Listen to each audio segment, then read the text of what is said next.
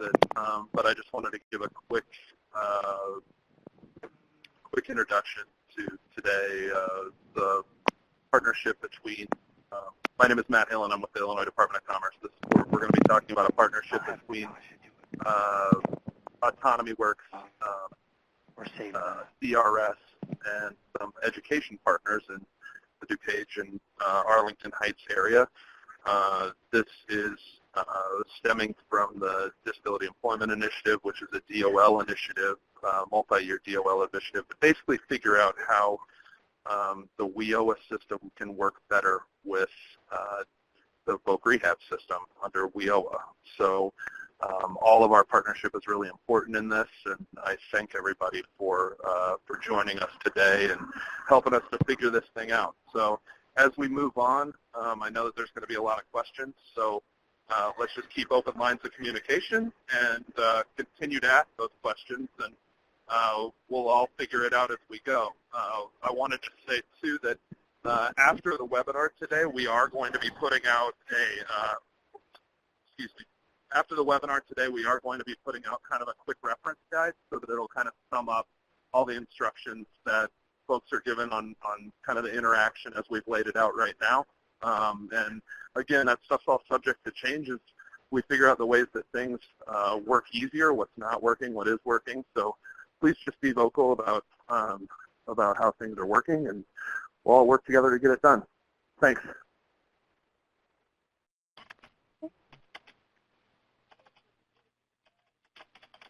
Great. Thank you so much, Matt. This is Carrie Pesey speaking from AutonomyWorks. I wanted to just go over a brief agenda for today so that everybody kind of knows a little bit about what to expect. We're going to speak a little bit in the beginning here about AutonomyWorks, what it is that we do as a business, and what types of candidates that we are looking to hire onto our company. We're also then going to talk a little bit about our communication and the process from our end, and then we're going to pass off the presentation to John and the folks over at DRS, who are going to speak a little bit more about our partnership and some of the specifics regarding the referral process and how all of the service codes and plans and things like that work on DRS's end. And then we're going to move into DCEO and the DEI 5 partnership component to this as well. So I just want to make sure that everybody can see the PowerPoint that we're going to be referencing. I'm having it looks like a little bit of a technology glitch. There we go. Perfect. Okay, we will go ahead and advance to the next slide and go ahead and get started. First of all, again, I wanted to introduce myself. My name is Carrie Pesey, and I am the Director of Talent and Operations here at AutonomyWorks. I've been with AutonomyWorks for almost 4 years now, so since the very beginning when the company started. We're just about 3.5 years old, and my role here is to oversee all the people and the business operations of the company.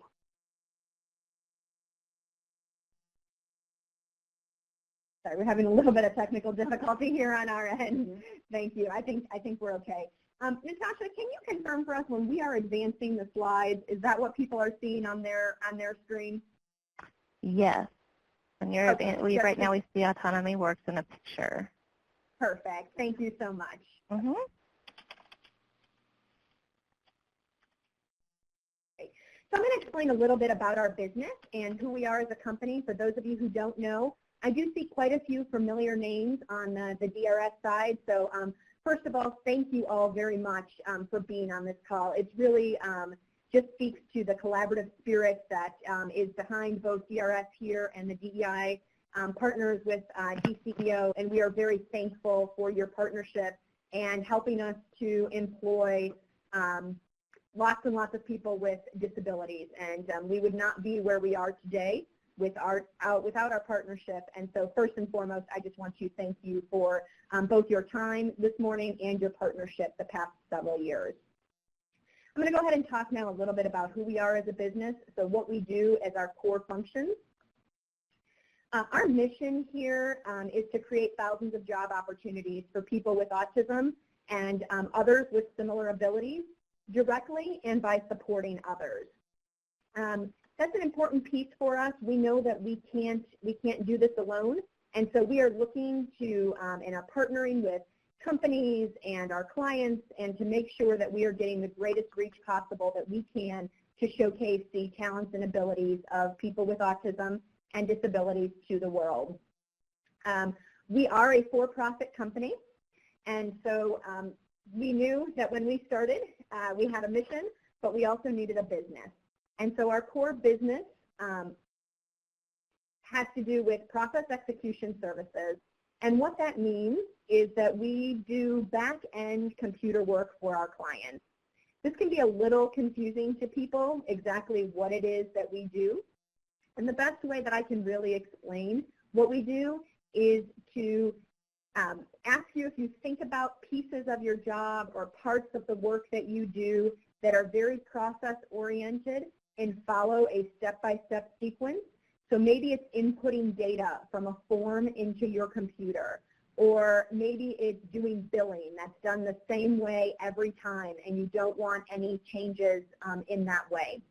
And that is the type of work that we do for our clients. Most specifically, right now, we are in the digital marketing space. And as you can see on the screen, the slide that I'm referring to, it's a 4-square diagram, and up in the upper right-hand quadrant, you kind of have where your most social and your most dynamic work variability and interpersonal intensity combine. So when you think about marketing jobs and marketing companies, you likely think about highly creative people, people that are doing things for the first time. Companies want those people thinking outside of the box. They do not want those people thinking the same way as their neighbor. And those jobs do exist in large marketing organizations, and they're really important. But in order to make those types of jobs actually work and the execution behind them, there is a very execution-oriented kind of support that is required behind those tasks in order to actually execute them.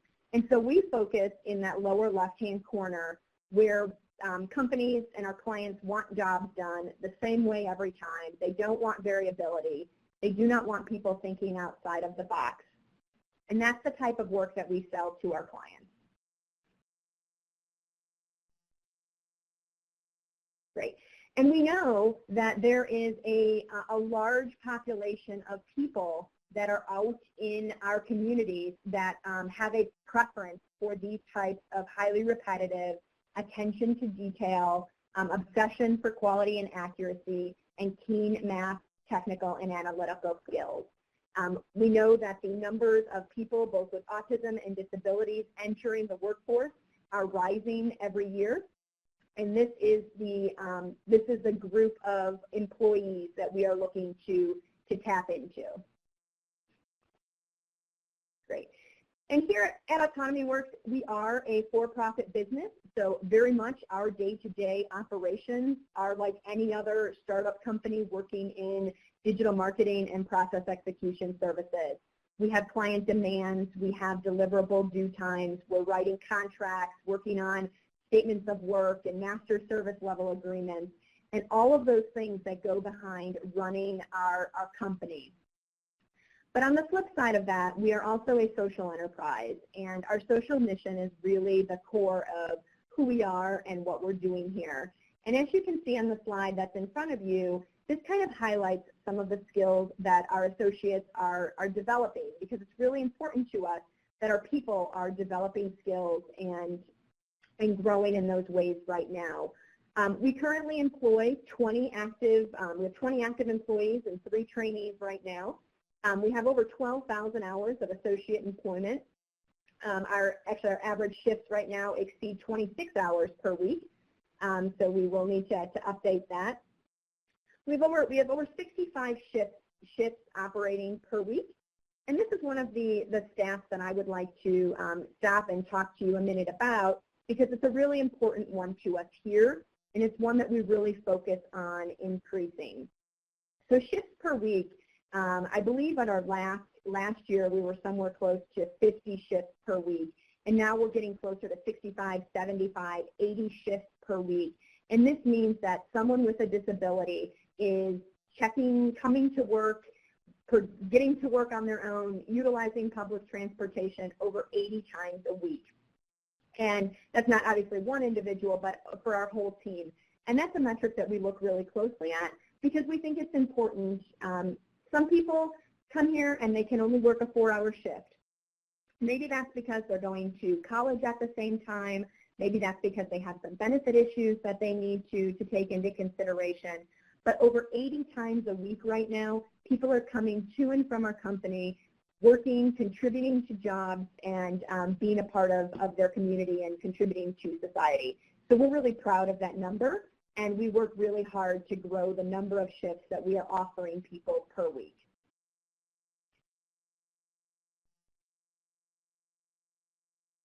Okay, great. Thanks, Carrie. Everybody, my name is Joelle Siska. I'm the Manager of Talent Development here at AutonomyWorks. I'll be taking over this portion of our PowerPoint presentation. I'll begin talking about the partnership with AutonomyWorks, DRS, and DCEO. Our goal really is to help thousands of individuals obtain meaningful employment opportunities. And that really is very key and very important. Being here at AutonomyWorks, I'm able to see all of our associates come in and able to see how important this is for them to have jobs, to be contributors to society. They take ownership of it, and there's an extreme amount of pride that goes into it, which is extremely deserving for all of them. So that really is at the heart of it. Our goal is to provide those employment opportunities for individuals with disabilities, and that's what we'll do together. The sourcing, assessment, and placement of qualified candidates comes from DRS and DCEO. We will act as a central source for identifying our candidates. What we're asking is that the DCEO, DEI, and DRS counselors will identify people that they feel may qualify to be able to work at AutonomyWorks. And then at AutonomyWorks, we manage the assessment and the onboarding of those associates. We work on the development of highly relevant skills, whether it's skills that are just specific for AutonomyWorks or with other employers as well. Everything that we do doesn't only gear them up for working at AutonomyWorks, it really gears them to be able to work in a professional environment and those skills that they'll need. We focus on computer skills, professional skills, and then some AutonomyWorks skills as well. Okay, the process. How does this all work? The first thing we'll talk about is the path to employment. So what essentially happens in the beginning is that we are contacted by DRS counselors and any DEI partner that says to AutonomyWorks, hi AutonomyWorks, we have somebody that we believe would be a great fit possibility to come to a job shadow and learn more about your company. And that's what that is. We start with a job shadow. That really is, we'll talk more about this later on in the presentation, what we see from that. But after a job shadow, most people progress to the assessment day. And then at the assessment day, there are multiple points of entrance into our program. After that, what we've done is we've gone ahead and assessed the people that have come through the assessment day, and they can do a couple of things at this point. They can move on to the apprenticeship. And those are really people that we've identified that really have most of what we're looking for in an associate, or they can go ahead and go through the training program. It's our work experience training program, and it is anywhere from about 48 to 72 hours. We'll talk more about what that looks like later on.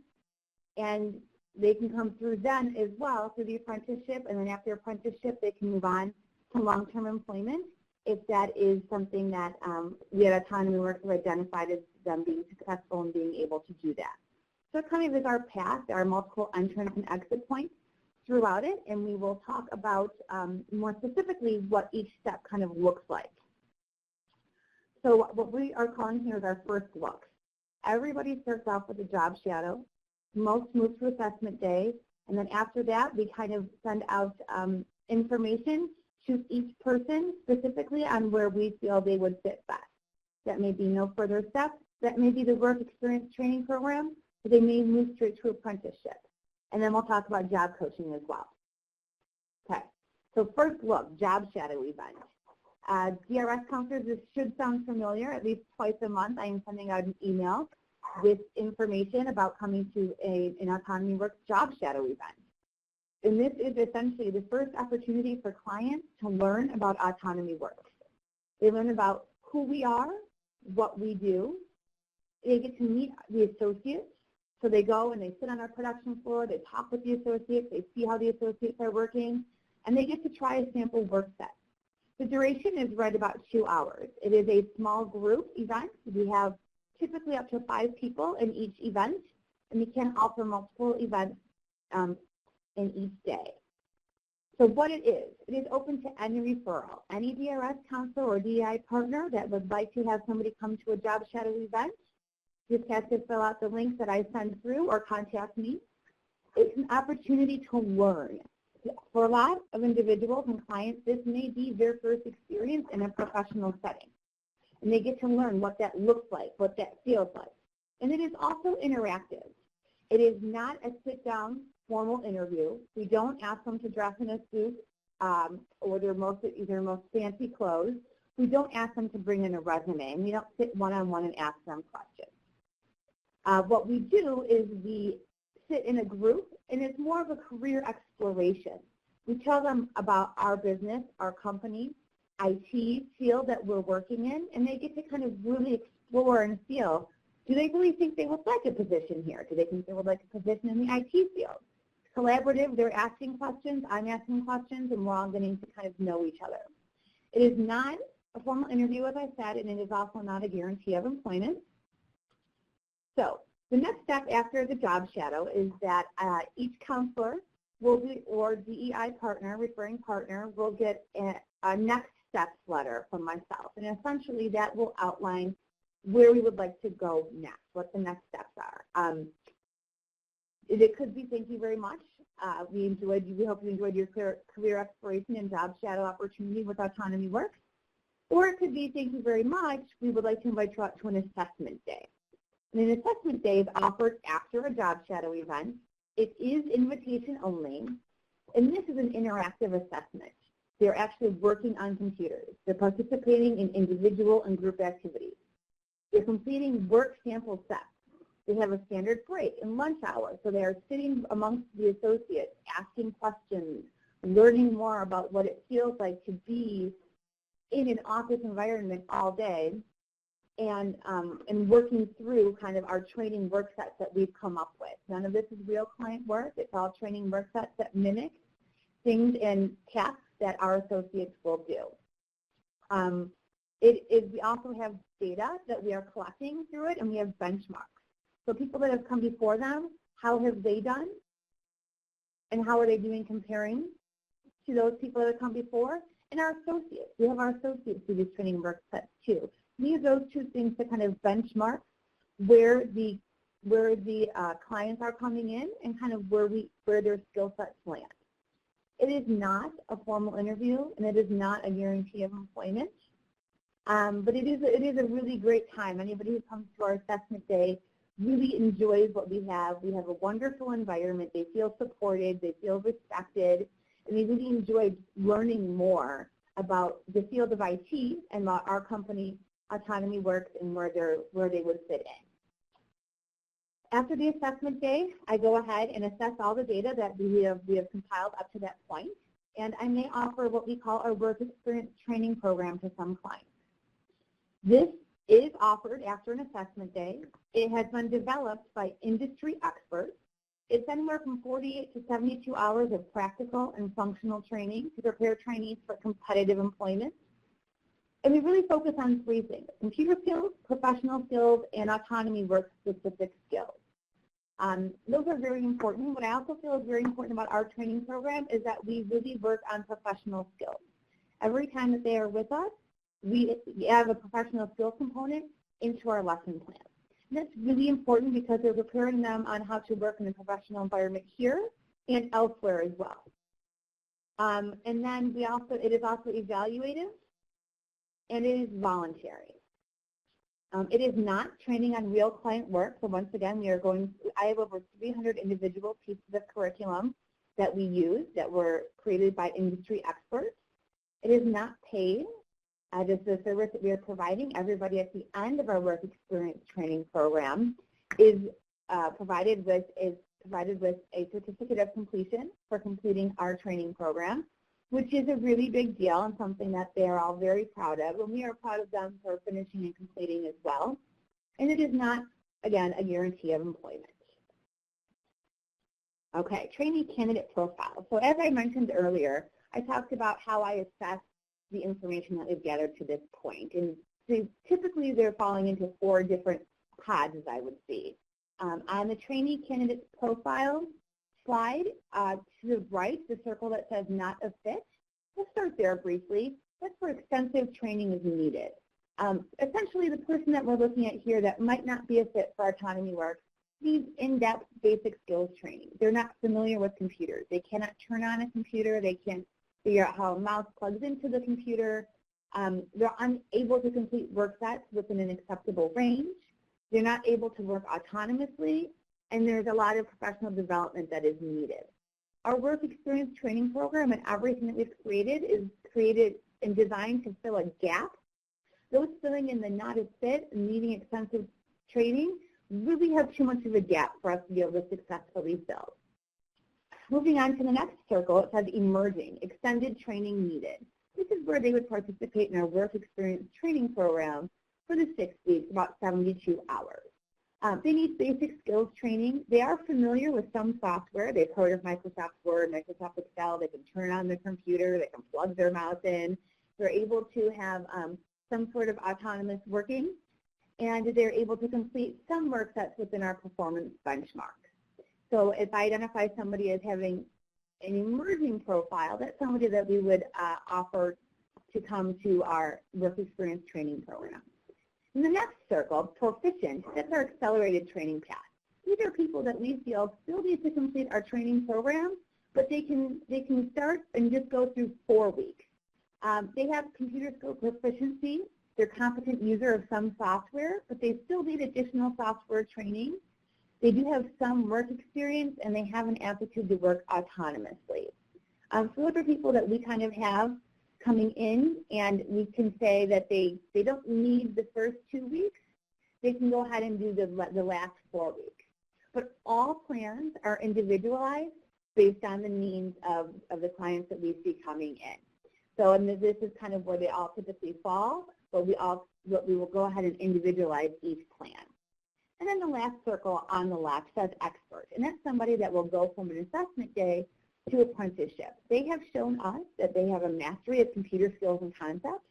They're an expert user of all software. They've completed all of our training work sets within the performance benchmarks that we have.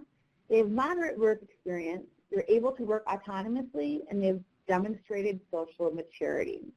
So those are people that we feel we can put into our apprenticeship program, which is about 24 hours, and that they will be successful in that program, and we'll be able to work with them and move them hopefully towards competitive employment.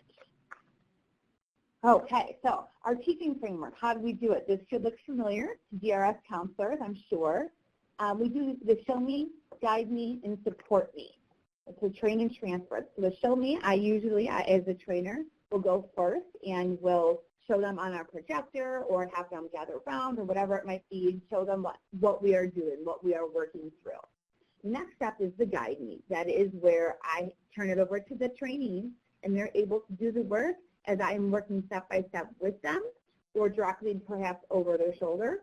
And then the last one is the support me, where they are a little bit more independent. They have the instructions, they know what their task is to do, and I am there kind of circling the room, offering help as needed. Okay, first look at the apprenticeship. What is it?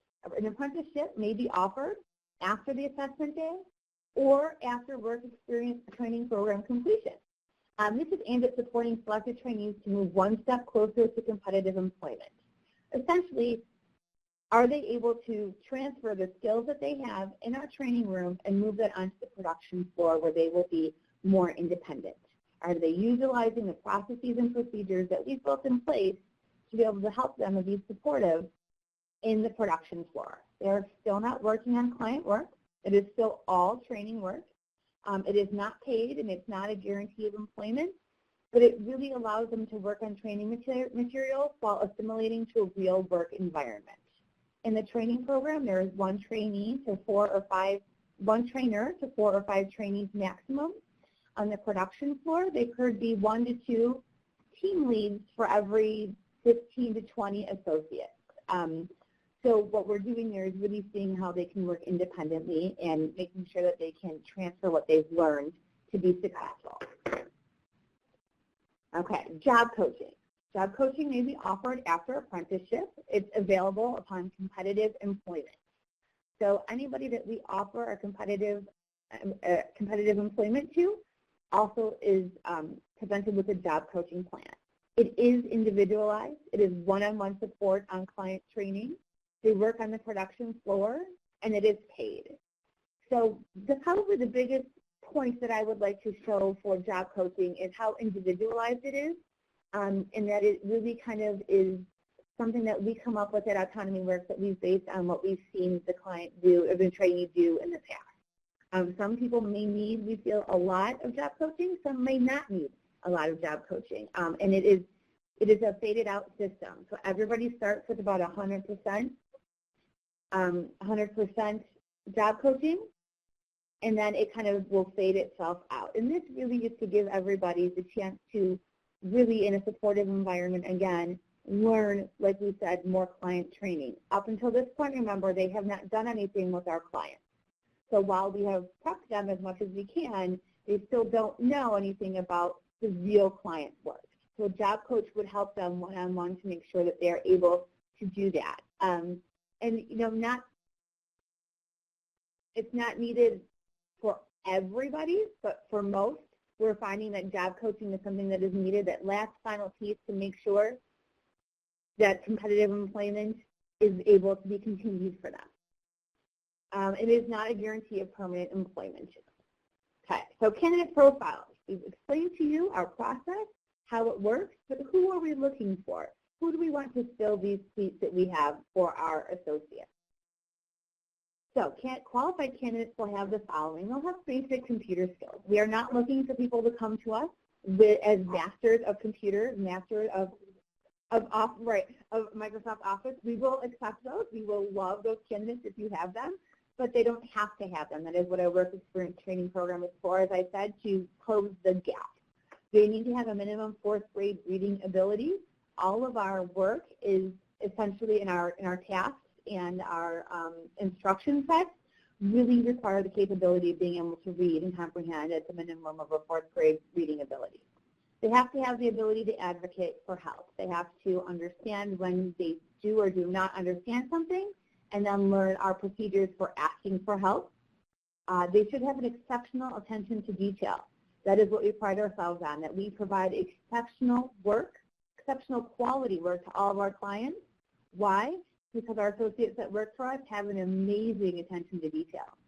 The qualified candidates will have an affinity for repetitive work, an obsession for quality and accuracy, and keen math, technical, and analytical skills. Okay, the next slide is just a sample of our job description. Some things that I kind of would like to pull out is that technology, there should be some comfort and familiarity with computer functionality. They're able to use a keyboard, they're able to use a mouse, they know how to access and store files, things like that. They also should be able to manage their emotions. What do they do when they become frustrated? What do they do when they need help? How can they do that? And then also they should be able to sit for long periods of time. All of our work is done at a laptop computer and is done sitting in their workstation. We do have break times and we do have lunch times, things like that, but they should be able to sit for long periods of time. And they should show a willingness to work, learn new skills, and do quality work. And that's really important. We want employees that want to be here and that want to learn and want to do quality work. Okay, communication. Joelle, I am going to pause you there just for a second. Again, this is Carrie from AutonomyWorks. So kind of on our associate profile, Joelle did a really great job of kind of describing exactly who it is that we are looking for. And piggybacking a little bit on the business overview, I do want to let you know that we have been growing exponentially as a business. We right now are looking to bring on a minimum of 15 people by the end of the year to meet our current client needs.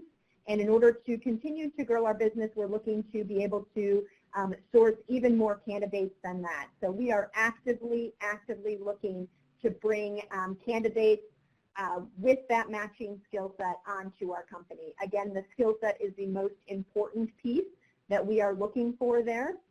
Whether someone has autism, a different disability, no disability, whatever it is, that they have that matching skill set and can produce a high quality level of work for us, we are looking to bring them onto our team and hopefully be able to hire as many people as we possibly can as we are continuing to grow our business.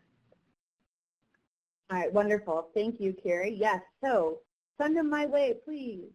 So communication. There are lots of points of communication that I'm just going to touch on that we have with DRS clients and with DEI partners as well. So communication point number one, the client is referred for a job shadow day.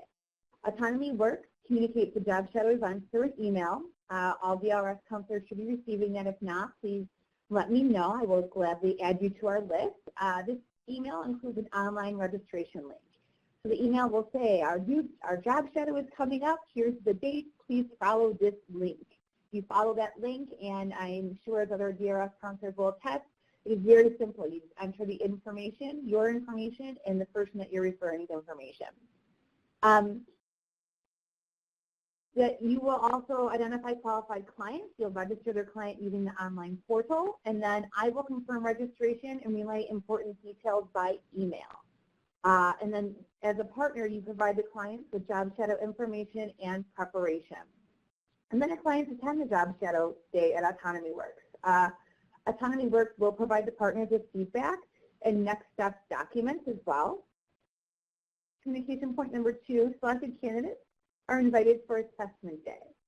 As I said before, that we communicate next steps to referring partners, and then referring partners communicate the results and the assessment day information with their clients. Selected clients attend the assessment day at AutonomyWorks, and within that information it will say when the assessment day is, the time, and the expectations, what they should bring, they're there for lunch, all those wonderful things. Communication point number three, the assessment day summary. AutonomyWorks provides partners with an assessment day summary and next step information within 2 weeks of the assessment day. And this really is a wonderful document that we provide. Is when we are there for the assessment day, we're working on 4 work sets. It provides you with that information as far as how your client did in comparison with the benchmarks of other people that have been in their place before them, and as well as our associates. That's kind of where we're aiming for all of our new clients to kind of get to that point. Partners communicate the assessment day results and the next step information with clients. Selected clients pursue the next steps. So we could ask them to go direct to hire. We could ask them to go direct to apprenticeship. We could ask them to do the work experience training program, or we could say there are no further steps and encourage them to reapply within 6 months. Okay, so AutonomyWorks will provide partners and clients with quantitative and qualitative feedback. During our work experience training program, we have an assessment results at the midpoint and assessment results at the final, and post-work experience training program next steps. So once they've finished our work experience training program, what would their next step be? We'll communicate directly with trainees during the training program, and we'll also communicate with the partners as necessary. All partners will receive the midpoint and the final assessment results emailed to them. And that's kind of where I wrap up. So John, I think this might be kind of where you step off.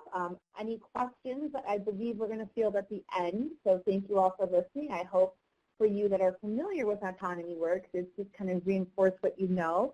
And for those who are newer with AutonomyWorks, I hope we've gotten you excited about the opportunities that we can present to your clients, and hopefully we will just be expanding our partnership and the wonderful opportunities that we're presenting to people. So, John, I believe I can pass this off to you. Is that correct? That's correct. Thank you so much, Joelle, for the information that you've provided. You were very articulate with what you provided. It's good for us to be able to go over these steps every once in a while. We do have a lot of new staff that have been hired that are rehabilitation counselors and coordinators since the process started. So it's always good to bring people in who have not been a part of it, aren't quite sure about it, or there's been changes that have happened in the process since beginning, which of course there have. A couple quick things real quick that I do want to go back and provide a little bit of feedback. We have seen individuals who have come through who have went through all of those different stages. Some individuals have went no further after the job shadow. Some individuals have followed directly through every stage of the process. And some individuals have really excelled and been expedited through this process from job shadow to assessment and then all the way up to apprenticeship. We've seen everything within what this process is about and everything in between. And I think as a result, there's been a lot of success that has come out of this. We have noticed that for those individuals specifically who make it to the apprenticeship, the higher rate from apprenticeship for those who make it there is somewhere in the area of about 94-95%, which is tremendous. Again, some people will move through the process every step of it, but what we are seeing is that there's a lot of individuals who have already demonstrated skills and they've been able to move through that process. So this is a really good partnership that we have. And we've, of course, been working with AutonomyWorks through DRS for a couple years now.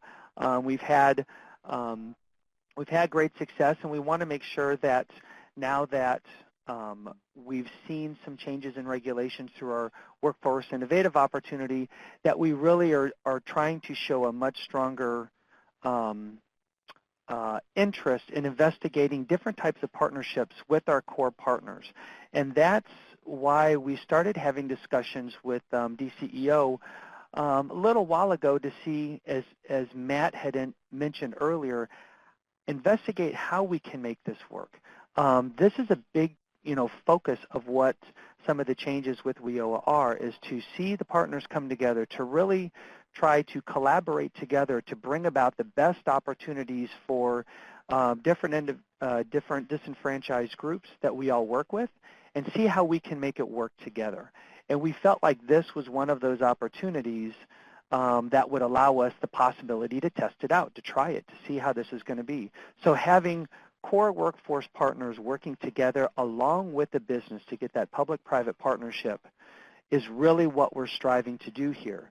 But outside of that, we also want to make sure that in partnering with DCEO, next slide please, in partnering with DCEO, we make sure that all of our staff realize that there are great opportunities for our individuals too through DCEO that we should always be referring for. If there could be services, of course, that DRS can provide, but DCEO may also have different partners, different services that our customers can benefit as well. And that's where we're really going. We're trying to see what all can be provided for individuals. So there could be additional opportunities. And so that's why we're bridging the three of us together to see where this can go and see other partners coming in on this as well. Next slide, please.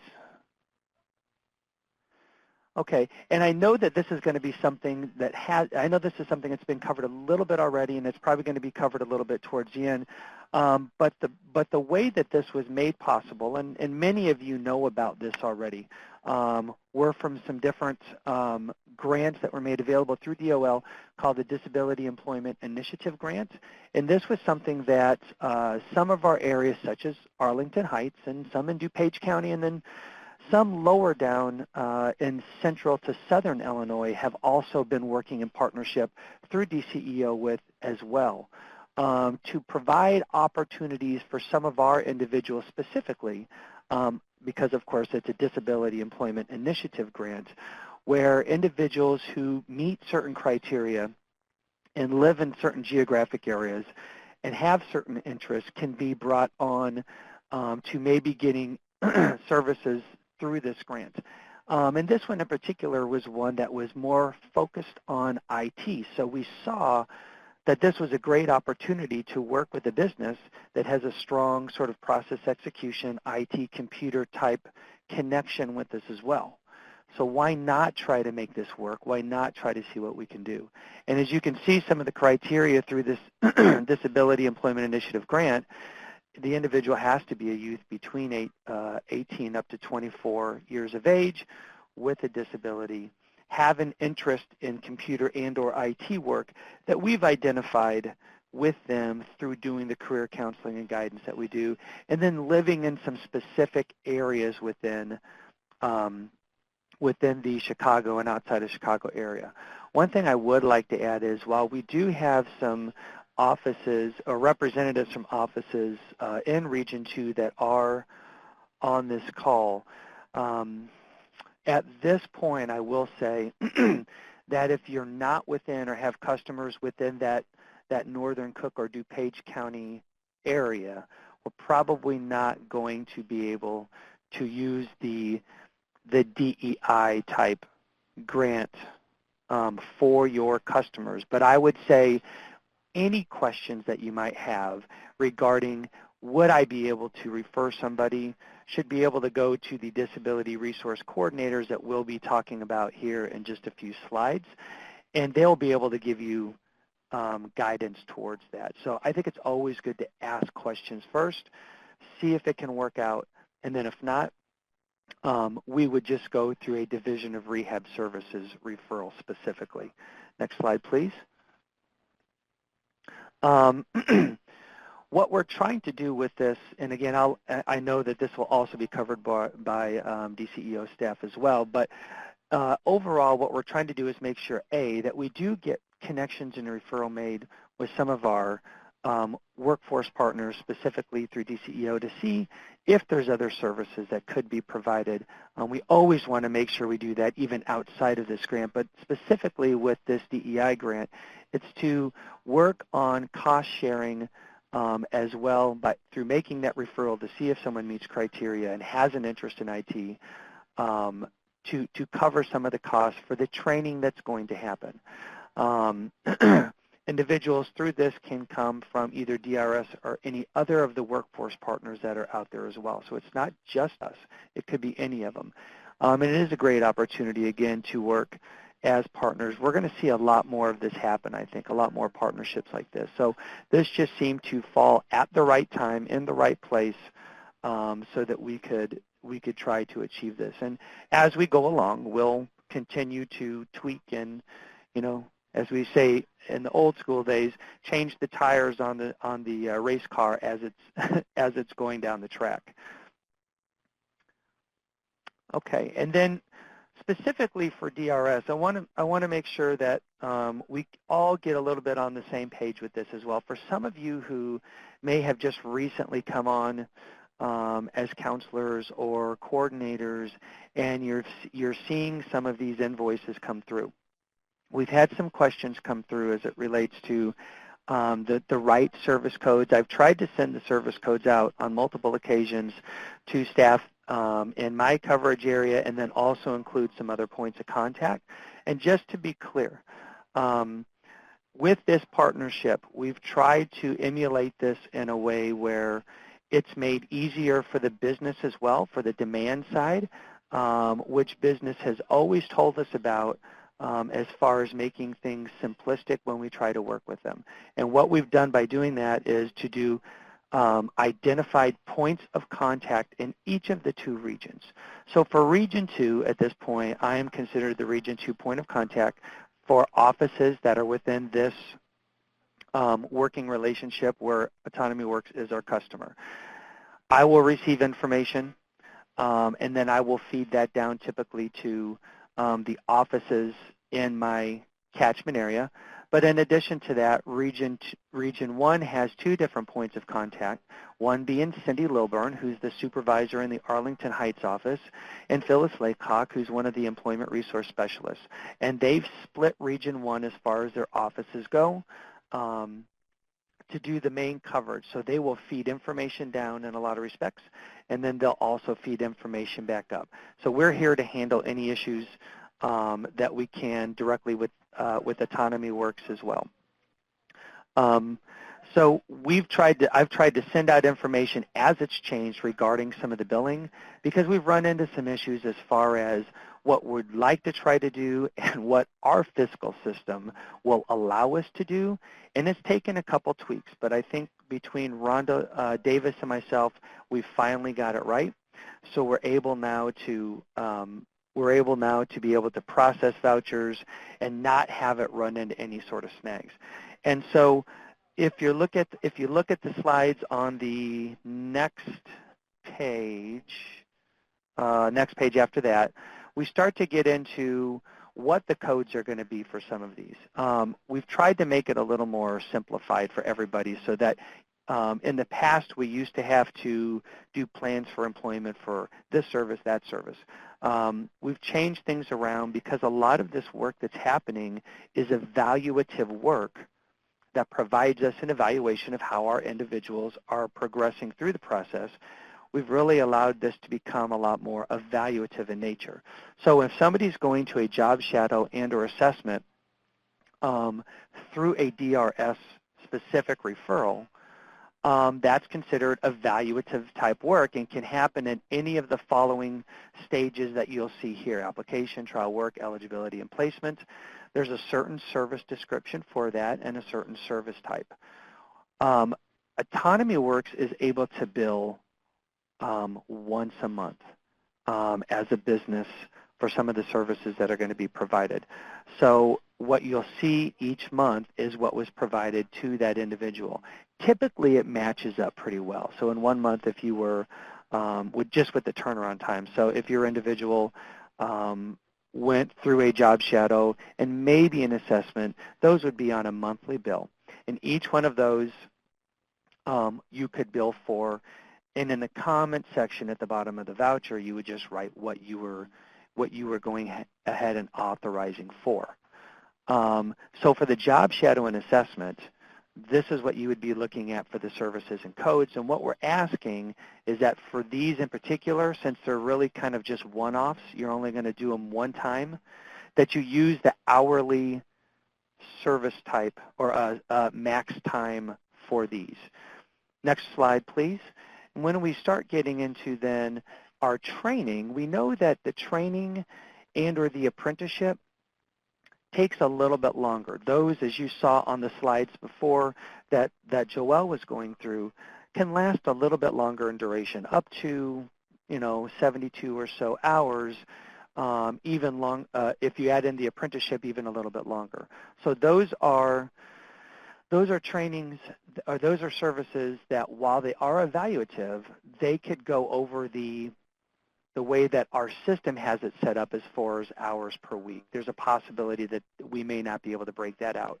So what we've done instead is we've set this up so that you can give a monthly code instead of an hourly code. So when you're authorizing and your coordinators are going into the system to write authorizations, if it's training or apprenticeship, we try to expand that time frame to a monthly amount so that you can get more on the same page with a monthly amount and it doesn't impact a hourly amount. And that was just a snafu that we had internally. We have fixed that recently and it's taken care of. So what we're suggesting is that when you go into the training or apprenticeship amount, an IPE is not required, but when you bill, please try to bill for the monthly amount for that so that you won't have a problem with it kicking back or not being recognized in the system. And again, these should typically be done within that same month. Next slide, please. Go ahead with the, oh, there we go.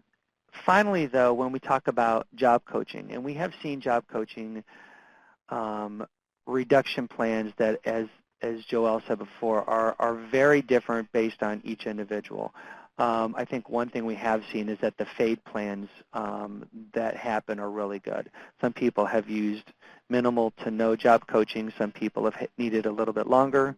Along with the training that already happens, along with the apprenticeship, usually we don't see a great deal of job coaching. And again, the fade plans are usually pretty good. However, the job coaching will be the service that you will have to have a plan in place for. That is a service that would require a plan.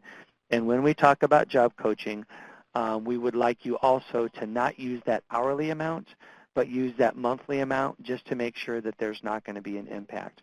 I sent out this, by the way, I sent out the guidance on this on July 26th, and so everybody should have received that either on that day or shortly after if you were in Region 1. So anybody who may still need that guidance, please, let me know, and I'll send you the email that I had already sent out. But this is going to make it easier for everybody so that anything prior to job coaching that happens can be done prior to a plan for employment being written. Once you get to the job coaching, you'll have to have that covered under an IPE.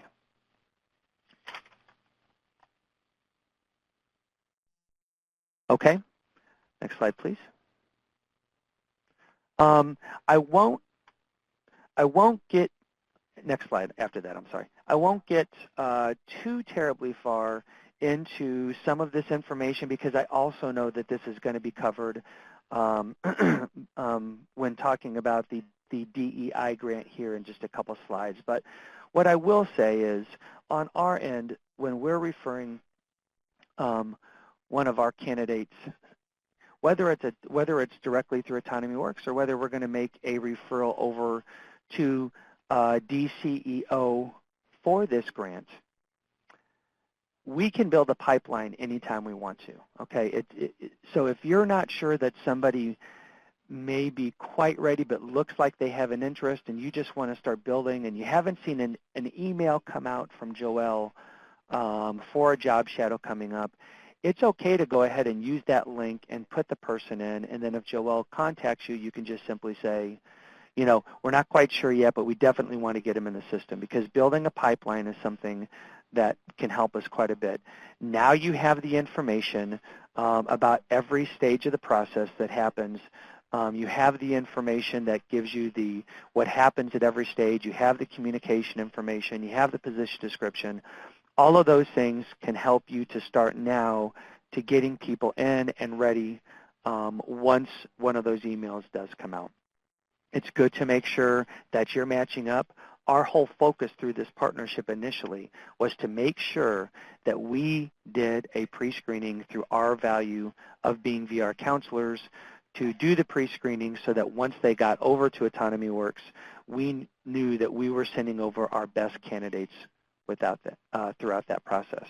When it comes to the DEI grant, though, if you've got somebody that meets that criteria, you're in the geographic area, the customer has the interest in IT or computer work, and they're a youth with a disability as identified in WIOA ages 18 up to 24, then you'll want to make sure that they go to Illinois WorkNet and click the DEI link and complete the application that's on there. And again, I think this will be talked about a little more specifically in a slide or two. But then you want to follow up. There's disability resource coordinators in each area if you're in DuPage, and then if you're in Cook County. Corinne is through DuPage County and Pepper is through Cook County. You would want to give them an email saying that you sent somebody over and that you can get the appropriate disability documentation to them once everything is set up. And then you would want to go ahead and also refer them through the AutonomyWorks link. And then that way we'll all be sure that the work is getting done and streamlined and happening at the same time. Next slide, please. Next slide, please. Okay, so that's my part. We want to make sure that that we get a little bit more information about the DEI side of this through DCEO to finish our training up. We've got a few minutes left here, and we'll go ahead and have, I'm not sure who's next up. Maybe it's Corinne? Actually, it's going to be me. My name is Nicole Mossberg, and I am part of the Creating IT Futures Foundation for CompTIA, and I'm going to be speaking on behalf of Matt Hillen regarding the DEI portion of this webinar today. And so we're going to go ahead and move on to the next slide. Perfect, thank you. So as John mentioned, and thank you for that, we're going to be talking about how the referral is going to happen. So there's two ways that the referral can happen. It can happen directly through AutonomyWorks, through DRS, or any of the DEI partners, which would be College of DuPage, Harper College, District 99, or District 214. Once a referral is made, we do ask that you contact the Disability Resource Coordinator via email and let them know that you are sending one of the youth over to participate in the program. That resource coordinator, Disability Resource Coordinator, is going to go ahead and get in contact with that customer. So please make sure that you let your customers know that either Corinne or Pepper, depending on which location you're at, will be contacting them directly to continue the process. Keep in mind, too, as John mentioned, the big goal here is to create long-lasting partnerships and to streamline the collaboration between the between the partners. So our goal here is really to take the services that are offered by the DRS coordinators and combine that with the services that are offered by all of your entities, because together as a whole we can provide hopefully everything that's needed for this person to be to meet their goals and be successful, and hopefully one day be self-sufficient and be able to support themselves. So that's really our goal.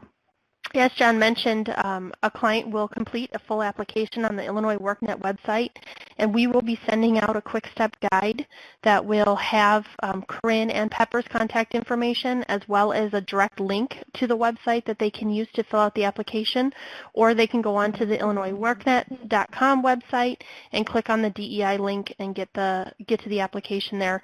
And hopefully Corinne and Pepper, if I'm saying anything wrong here, you can come on in just a few minutes and correct anything. The DRC will review any applications for eligibility in terms of DEI. The big difference with the DEI services are that, as John mentioned, they can offer some of the training funds. So hopefully in collaboration with other partners, we can blend funds together and cover everything that's needed for the people who are coming in through the program. AutonomyWorks will take care of their own services and judging if people are appropriate for the services and determine if they're going to be a good fit, and then start the process as they mentioned earlier in the webinar today. Can you go to the next slide? You can also do a direct referral to the Workforce Center. So if you have someone who you're not sure is ready for AutonomyWorks, or maybe they're looking for something a little bit different. I know John mentioned there's definitely a big focus in IT, but if you have a youth with a disability who's maybe exploring other options, or any options, please make sure that you refer them over to the DRC, and they will follow the same steps. They'll talk to them about pathways. They can talk to them about multiple pathways. So if IT is not necessarily their fit, or they want to explore it to see if it maybe is a fit, you can definitely refer them over, and hopefully we can all work with them. Same thing will happen on a referral to the Workforce Center. You're going to have the customer complete the full application. Please give an email heads up to the DRC in the local area that you're working with, so that they know that the student will be coming in, and also let them know the customer know that either Corinne or Pepper will be contacting them directly, so that they're aware of what's going to be happening and know what that call's about. We have had some customers not sure why they're talking to Corinne or Pepper, so we want to make sure that we clarify that. If they are a good fit for AutonomyWorks, there will be a referral that the DRC will make, and following the same steps, they'll give them a heads up, make sure that they have an idea of who's coming by, and then AutonomyWorks can use their judgment to determine if they can do a job shadow with the customer. see, again, the big purpose here is making sure that we are making people aware of all of the services that are available and trying to combine them all together. We all do great things in our specific entities, and we want to make sure that we bring them all together and collaborate and help in the long run multiple people go ahead and move on into employment and hopefully self-sufficiency. There are a few questions that have been asked on the left here in the chat box, and I think the next step is going to be trying to answer those questions. So I'm going to hand it back to you, Natasha. Okay. Well, we had a couple questions, and I'm not sure, if you need to be unmuted, just let me know. Is this considered integrated employment by DRS? And I believe the first two questions I had that were posted were for AutonomyWorks. I'm not sure if you needed a little bit more information about that one in order to answer it. Oh, well, I need to unmute.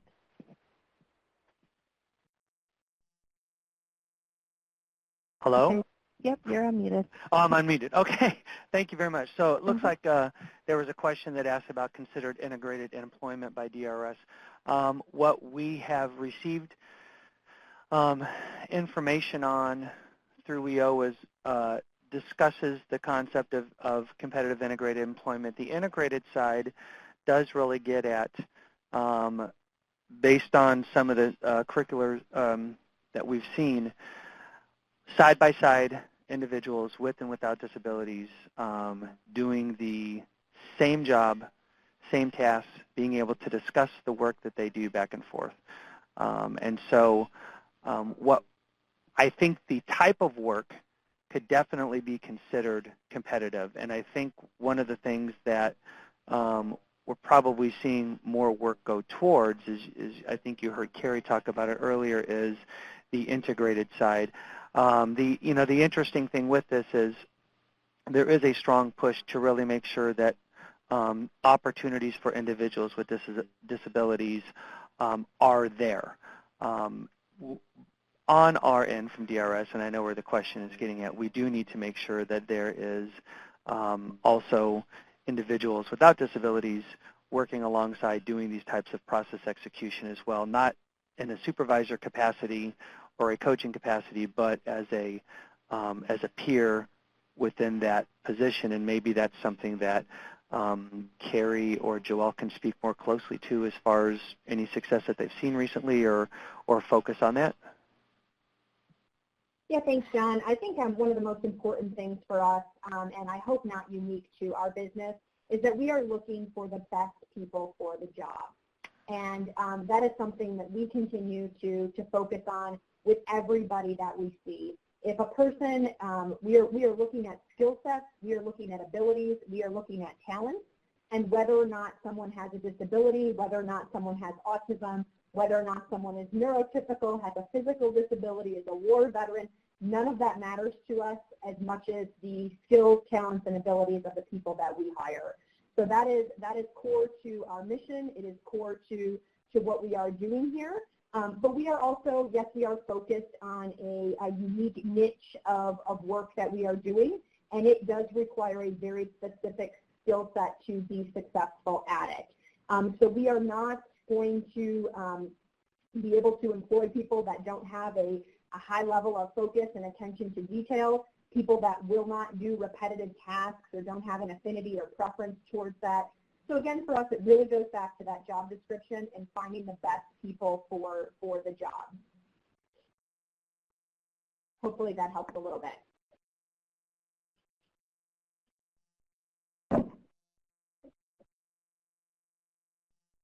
Okay.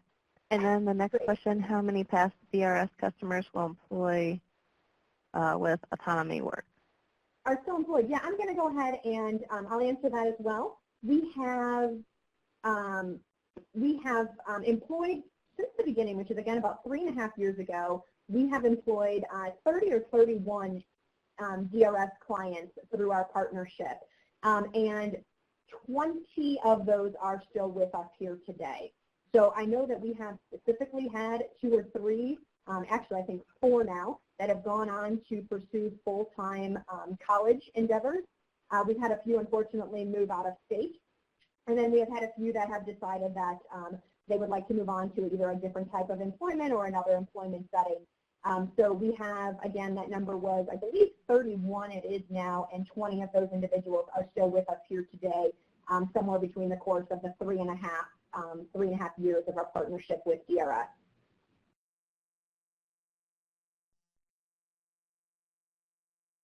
And then there was a question came in from Lori, so more specific to the integrated employment question. Of the roughly 15 individuals who are under a particular job coach or supervisor, how many of those today are individuals with disabilities, and how many are individuals without disabilities? I'm going to make sure that I can read the question of the roughly 15 individuals who are under a particular job coach. Is it? Right now, that number is 100% people with disabilities.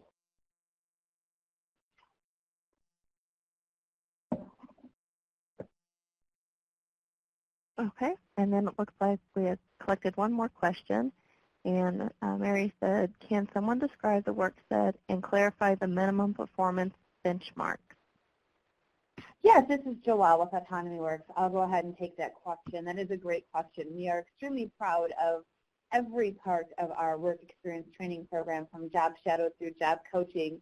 And one of those things that is probably one of the most unique things that we offer at AutonomyWorks when we talk about our training work sets, what are they? They are actually designed to mimic and mock deliverables that our associates have for our clients.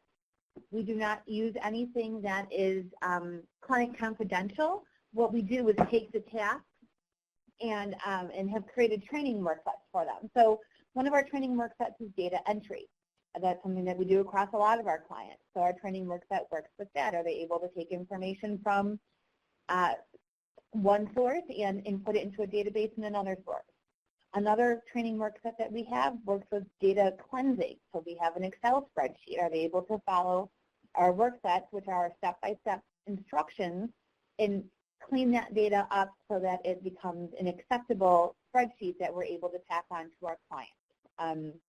Another one that we have as well is quality assurance. That's another big one that we work with, and that really is making sure that the product that is being passed along and what is happening on our clients' end is true and accurate. That can mean one of our clients may have something to do with producing live websites or links. So a lot of our work has to do with online ads. And as a consumer, when you see an ad and you get the desire to click on it because it's a wonderful deal, you expect that once you click, that takes you to the appropriate page. So if it's for an iPhone 10 for $50, when you click on that link, it takes you to the page for the iPhone 10 for $50. If it doesn't, then obviously that's incorrect. And so a lot of what we do in our quality assurance is make sure that those match up. The landing pages and the banner pages and all that stuff works. We also have reporting and analytics. A lot of the back-end processes that marketing companies kind of are looking to have us do, and what we are amazing at, is our analytics and reporting, where we go ahead and pull data and spreadsheets from different areas and then go ahead and import them into Excel worksheets and other databases and kind of pull reports and analyze things from them and send them off to our clients. And then one of our last training work sets also is content conversion and kind of content creation, and kind of working through and providing PowerPoint presentations through images and templates that we use for our clients.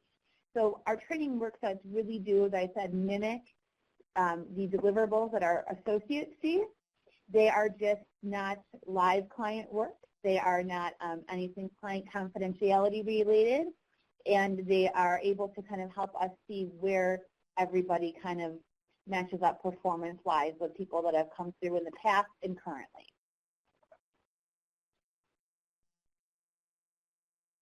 Okay, thank you. Another question came in, and this is for John. If 100% of the individuals who are working in an associate position are individuals with disabilities, how can the DRS counselor take a competitive closure on a case when the client is working at AutonomyWorks? Well, this is something that we, as time has went on, we're getting more clarification on as far as how we can look at this.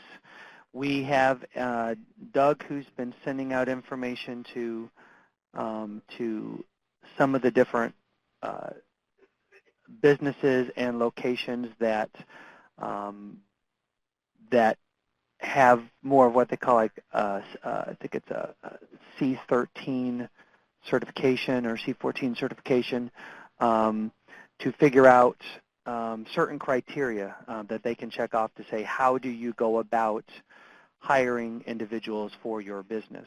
And so what we need to figure out more is how this is working, the process that AutonomyWorks is going through, and we'll figure out more about that as we get more clarification from RSA and Department of Labor on this issue of competitive integrated. We know for sure that this is something that definitely meets the competitive side of that. This is the type of position that you would find within the competitive labor market, so that's not a problem at all. I know that that's something that we've talked about and we'll continue to look into to make sure that we're taking every factor into consideration with this.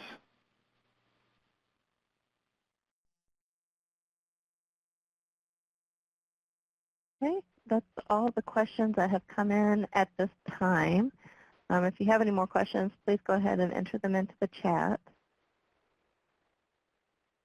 Natasha, I would like to just chime in for a moment, and I know that sometimes when we present webinars like this, or we talk about the type of work that we do or the company that we're growing, it can be challenging to envision that.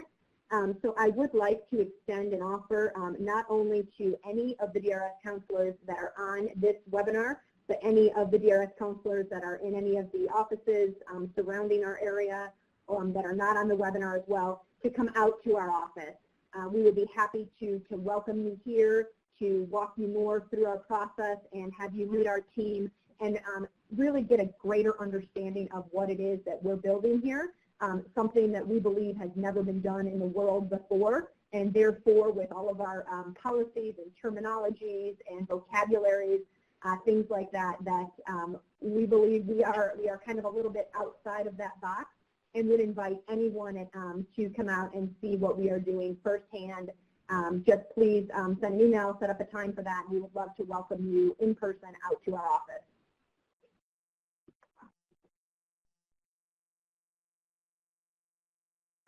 That's great. Looks like we do have another question came in. Are you no longer planning on relocating the office in Downers Grove? Hey, great question, Barbara. Nice to talk to you. It's been a couple of years. Right now, we have taken over 2 additional office spaces here in the Downers Grove location. So we've expanded kind of our office into 2 additional suites here that will allow us to grow our office location here in Downers Grove to approximately 50 to 75 employees. And then at that point, we again will look to kind of see where the next move is for us. Public transportation and accessibility to that is extremely important to us. Right now, we are located about 100 yards off of the BNSF line in Downers Grove, and approximately 80% of our associates are utilizing the public transportation methods to get to work. We are also right now just beginning to think about location in regards to transportation. Can we provide transportation from another kind of station or hub where we can get more people to our location here? So we're beginning to kind of put our heads together and think creatively around transportation and helping so many people with disabilities where transportation is a challenge to still be able to get to work and come to a company every day.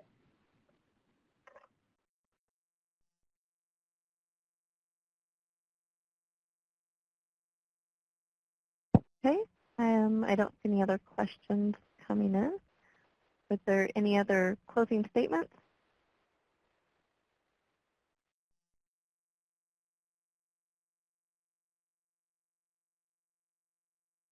Okay.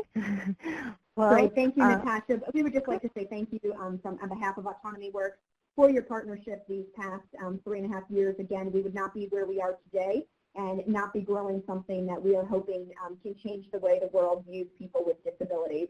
So we appreciate your partnership and look forward to helping to provide competitive employment opportunities to many more people.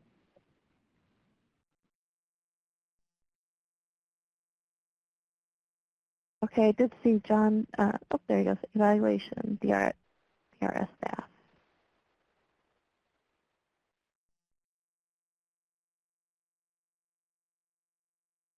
Is there a closing comment on evaluations?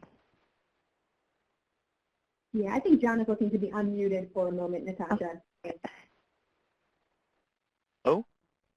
There you go. Okay. Am I on? You are. Yeah. on, John. Okay, good.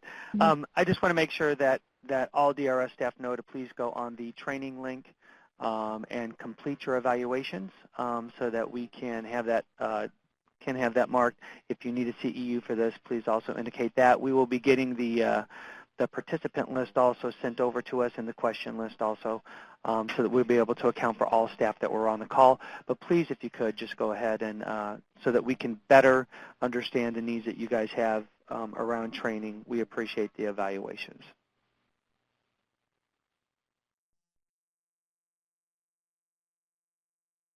All right. Well, thank you very much, everyone. And we did record the session, so we can post that on the DEI guide. And if you have any questions, where would you like any questions sent? Would you like us to have them sent to? They can, you know what, why don't we have them, am I still unmuted? Yep, you're on. Okay, they can send some questions. They can send questions to me. I'll act as the point of contact along with Cindy and Phyllis, and we'll make sure that we can work with either Matt and his group or Carrie to get appropriate answers. And then as it relates to DRS-specific questions, we'll work internally for that. And we'll also make sure if we can get a copy of the recorded webinar also, we'll have that posted on our DRS training webinar resource materials link as well. Okay, sounds great. Thank you very much, everyone. Thanks, everyone. Thank Bye-bye. you.